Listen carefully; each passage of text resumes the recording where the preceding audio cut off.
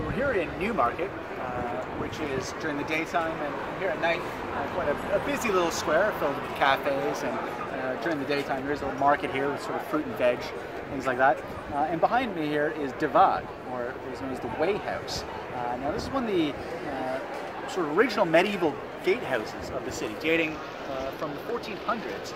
And what's kind of interesting is actually the very ground that we're standing on here was water not that long ago. The Waag here was an island originally, and as I mentioned there, the Way House. So the point behind that was that ships coming in to this port of the city, and this is one of three of the original gatehouses of the city.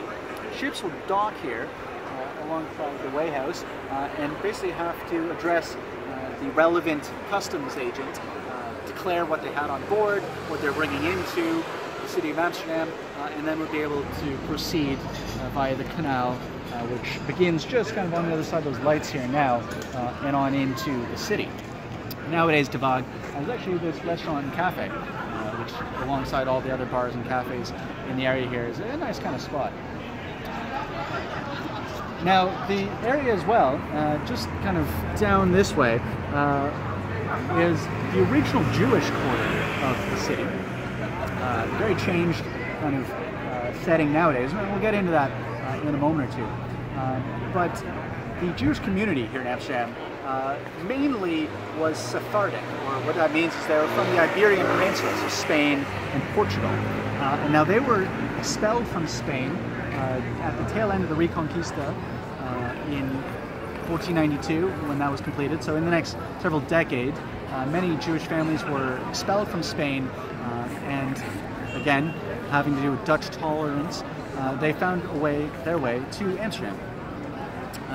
Now, still to this day, actually, there's the large Portuguese synagogue down that direction, which is a museum you can check out. There's also the Jewish History Museum, which catalogs obviously the long-standing Jewish heritage of the city, and those are both just down that way. Also, just down the road there is the home of the famous artist Rembrandt.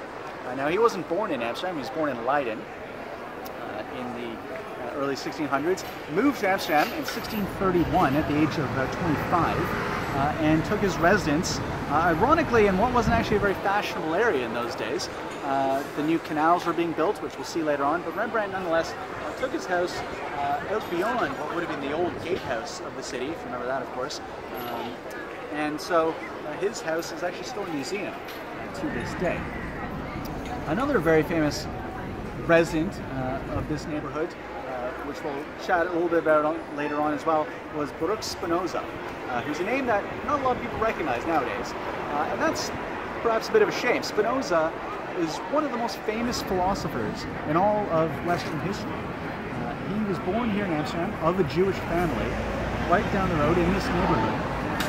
And by about the age of 20, he sort of had an awakening. He originally was going to be a merchant involved in the family business. Of course, Amsterdam here, a very mercantile city, but decided to devote himself to philosophy. And at a very early age there, in his early 20s, basically came across revolutionary theory. We're talking the mid-1600s at this stage here, that all of revealed religion, that's to say, in terms of the main religions, Christianity, Judaism, Islam, are essentially man-made.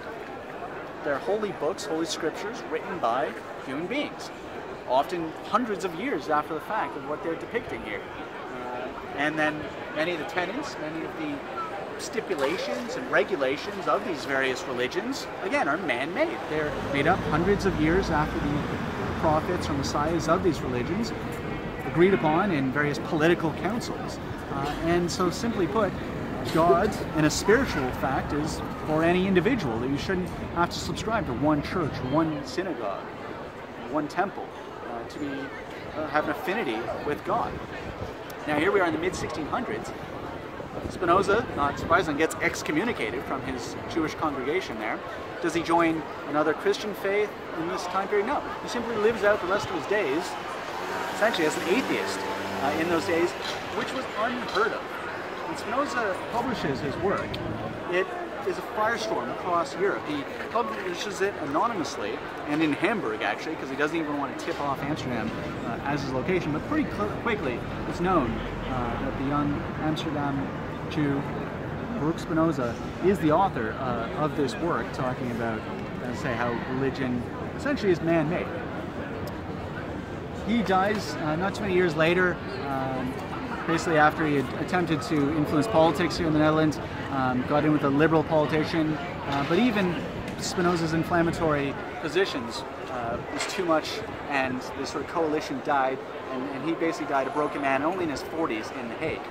Why is this all significant? Well, it is often said that Spinoza, unwittingly, basically, launched the Enlightenment, and I won't get into too much sort of pedantic details about that, but one of the famous philosophers of the 20th century, Bertrand Russell, a Welshman, said that all of philosophy can be broken down into two categories: those who followed Spinoza and those who don't. And that's hundreds of years after the fact. So it's a telling legacy that later on in the Enlightenment, in the 1600s, you have a figure like John Locke, the famous English philosopher. He would come to Amsterdam to publish his work in the heels of the influence that Spinoza had.